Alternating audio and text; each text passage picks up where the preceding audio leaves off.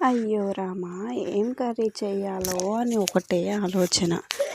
ఇలా ఆలోచిస్తుంటే నాకైతే బెండకాయలు కనిపించినాయి. బెండకాయ చారు తిని చాలా డేస్ అయింది ఫ్రెండ్స్.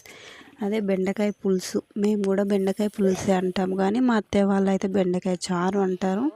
ఇవైతే కట్ చేసుకునే ముందు ఒక చిన్న నిమ్మకాయ సైజ్ అంత చింతపండు తీసుకొని అది వాష్ చేసేసుకొని వాటర్లో వేసి అయితే నానబెట్టుకోవాలి.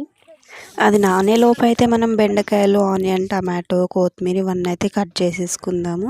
తర్వాత ఒక కడాయి పెట్టుకొని అందులో ఆయిల్ వేసుకొని జీలకర్ర, ఆవాలు వేసి ఇలా చిటపటలాడాలండి. తర్వాత ఆనియన్, పచ్చిమిర్చి అయితే వేసుకొని బాగా వేయించుకోవాలి. నేనైతే రెండు కలిపి ఒకేసారి వేసేస్తాను.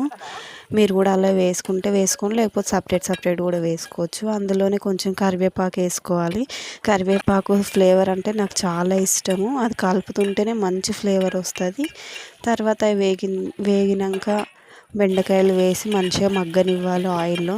మగ్గిన తర్వాత ఒక టమాటో కట్ చేసుకున్నాం కదా, ఒక టమాటో, కొంచెము పసుపు వేసి టేస్ట్కి సరిపడా సాల్ట్ కూడా వేసుకొని అవి రెండు కలిసేలా కలుపుకొని చక్కగా అందులో అయితే మంచిగా మగ్గనివ్వాలి ఆ బెండకాయలు, ఆ టమాటాలు.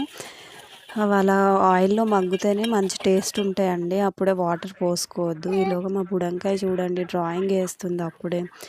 కొంచెం కారం మీరు ఎంత తినగలుగుతారో అంతే వేసుకోండి. నేనైతే పచ్చిమిర్చి ఎక్కువ వేసిన కాబట్టి కారం కొంచెమే వేసుకున్నాను, 1/2 టీ స్పూన్ వేసుకున్నాను. మీరు కావాలంటే ఎక్కువ కూడా వేసుకోవచ్చు. అందులోనే కొంచెం చింతపండు మనం నానబెట్టుకున్నాం కదా, అది పిసికేసి ఆ రసం అంతా పోసుకోవాలి. మీ కన్సిస్టెన్సీకి సరిపడగా వాటర్ పోసుకోండి. వాటర్ పోసుకున్న తర్వాత ఇలా సలసలా అని మసిలిపోవాలి అదంతా. కమ్మటి బెండకాయ పులుసు రెడీ. నా స్టైల్లో నేను చేశాను. నచ్చితే ట్రై చేయండి, లైక్ చేయండి.